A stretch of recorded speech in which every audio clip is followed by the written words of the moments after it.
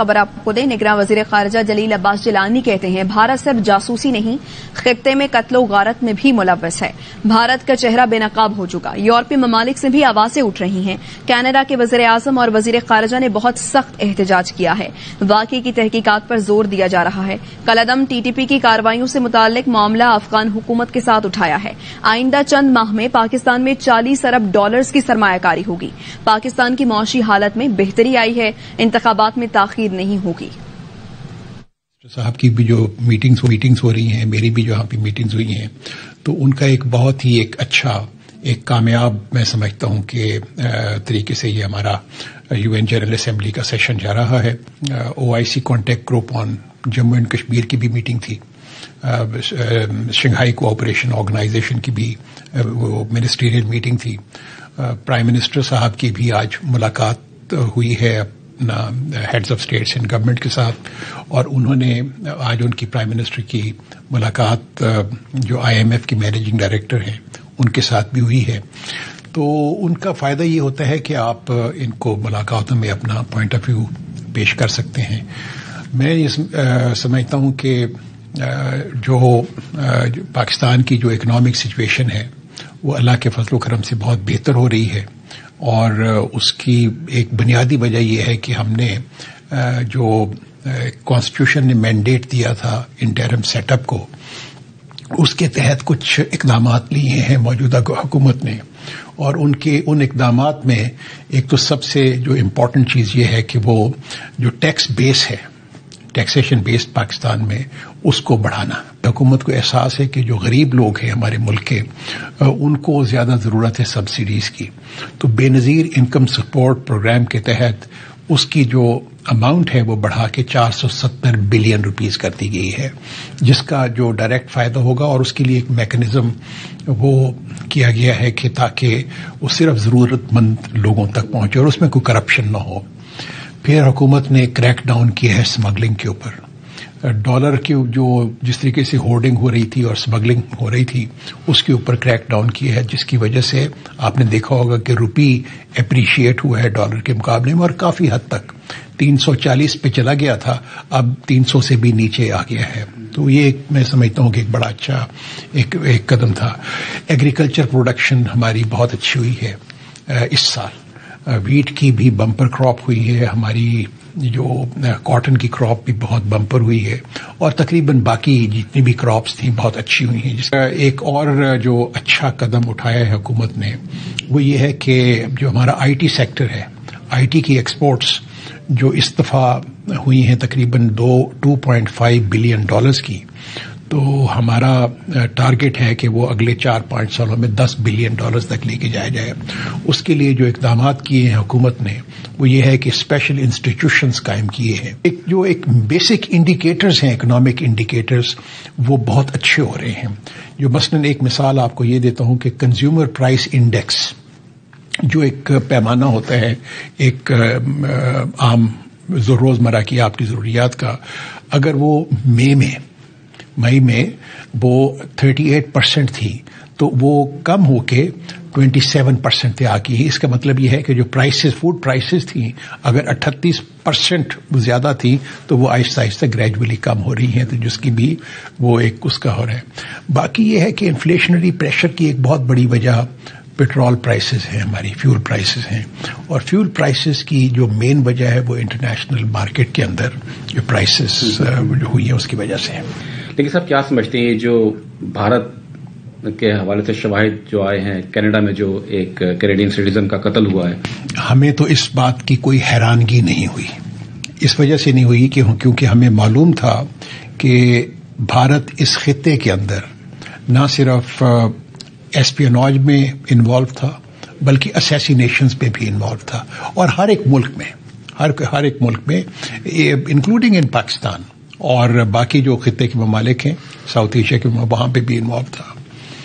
اب یہ جو ایویڈنس آیا ہے، جو اسٹیٹمنٹ آئی ہے کینیڈین پرائم منسٹر کی اور ان کے فارن منسٹر کی، تو اس سے تو یہ لگ رہا ہے کہ جس کے انہوں نے بہت سخت احتجاج کیا ہے، کیونکہ ان کے حکومت کے جو باشندے تھے انڈین حکومت کے، وہ انوالو تھے ایک اسیسینیشن ایک کینیڈین سٹیزن کی، اور یہ ایک بہت سیریس معاملہ ہے، اور اس سے یہ لگتا ہے کہ اب ان کے حوصلے اتنے بڑھ گئے ہیں کہ وہ خطے کی بجائے اب وہ گلوبل لیول پہ جا رہے ہیں.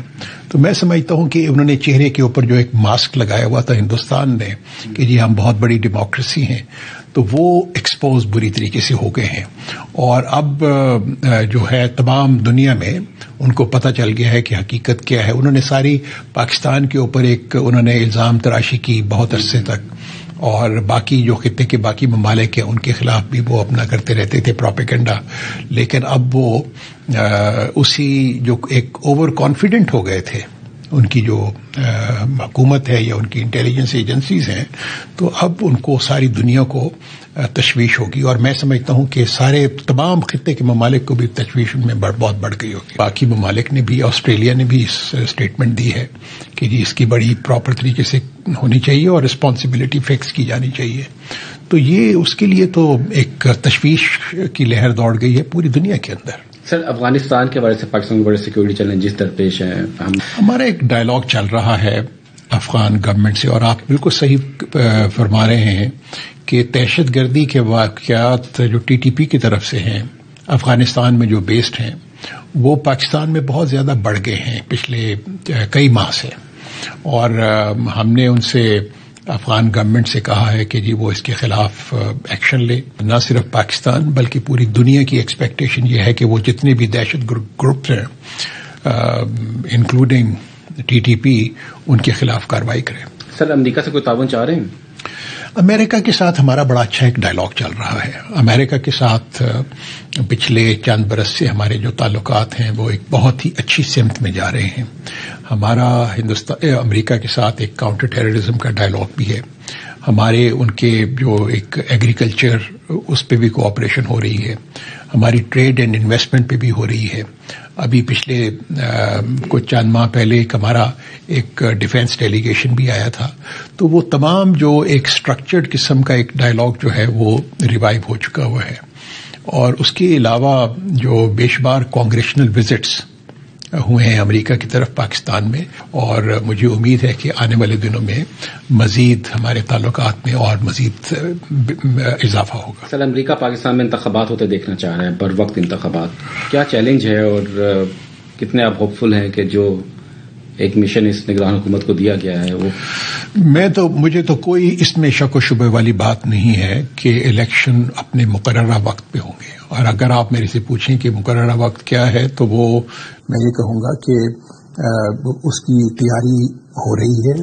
جو کیئر ٹیکر سیٹ اپ کی جو ذمہ داری ہے وہ یہ ہے کہ الیکشن کے دوران امن و امان کی فضا کو برقرار رکھا جائے، فری اینڈ فیئر الیکشنز ہوں، اور with in the constitutional limit. یہ میں آپ کو یقین دلا سکتا ہوں، اور پرائم منسٹر نے آلریڈی اس کے اوپر اسٹیٹمنٹ بھی دی ہے. اپنے میڈیا انٹریکشن میں بھی انہوں نے ایشور کیا ہے کہ with in the constitutional limit جو تھی الاؤ کی گئی ہے اسی کے اندر الیکشن ہو جائیں گے. سر، MBS آ رہے ہیں پاکستان، سننے میں آئے؟ دیکھیں جی، بات یہ ہے کہ سعودی لیڈرشپ تو پاکستان اور ہمارے جن سے ہمارے بڑے قریبی تعلقات ہیں. پاکستان نے ابھی پچھلے دنوں ایک بہت بڑا انیشیٹو لیا تھا جس کو کہتے ہیں special investment facilitation council SIFC. اس کے تحت چند پانچ کے قریب ایریاز تھے جس کے اندر انہوں نے جو ایک انویسٹرز کے لیے ملک کو دعوت دی تھی ملک کے اندر، اور ان کو فیسیلیٹیٹ کرنے کی کمٹمنٹ دی گئی ہے. اس میں GCC کنٹریز کی طرف سے بہت انٹرسٹ آیا ہے، اور بے شمار جو MOUs ہیں وہ بھی تیار ہیں جن کا سگنیچر بھی ہونا ہے. اور میرے اپنے خیال کے مطابق جس قسم کا انٹرسٹ آ رہا ہے تو آئندہ چند مہینوں میں برسوں کی بات نہیں کر رہا، چند مہینوں کے اندر آپ کو بہت ہی اچھی خوشخبری ملے گی کہ پاکستان کے اندر کم از کم میں دیکھ رہا ہوں کہ 30 سے 40 بلین ڈالرز کی انویسٹمنٹ ہوگی صرف مڈل ایسٹرن کنٹریز کی طرف سے. پاکستان میں بہت پرانی ویل اسٹیبلشڈ ڈیفینس انڈسٹری ہے. ہم پاکستان کی جو وار آرڈننس فیکٹریز ہیں وہ بہت ہی اعلیٰ کوالٹی کی کا بنا رہے ہیں، جو بہت کافی ممالک کے اندر ان کی ایکسپورٹ بہت اچھے طریقے سے ہو رہی ہے. ہمارے جو باقی جو ہم بناتے ہیں ٹینکس بناتے ہیں یا آپ JF-17 تھنڈر بناتے ہیں جو ان کی بھی بہت جو اسکوپ ہے اس کے اندر اس کی ایکسپورٹس کا، تو یہ ایک بہت اچھی ایک ہے. مقصد یہ صرف یہ تھا کہ یہ ایک جو ایک ریفارم پروسیس ہے اس کے کرنے کی ضرورت تھی اور ایک بہت اچھی پیش رفت ہوئی. اور میں سمجھتا ہوں کہ اس اگلے چند مہینے کے اندر جس قسم کی ریفارمز آئیں گی، جو کہ ہمیں کانسٹیٹیوشن نے جو امینڈمنٹ ہوئی تھی اس میں انہوں نے کیئر ٹیکر سیٹ اپ کو اجازت بھی دی تھی، اور یہ جو میں جس انیشیٹو کی بات کر رہا ہوں یہ بھی اسی اجازت کے تحت ہی وہ دی گئی تھی. تو وہ ہم بڑے ہی ایک اپنے اچھے طریقے سے ایک تیز رفتاری سے اور ایمانداری سے کیئر ٹیکر گورنمنٹ ان کو ریفارمز کو انٹروڈیوس کر کے چلی جائے گی تاکہ ایک اچھا ایک بیس ہم حوالے کریں.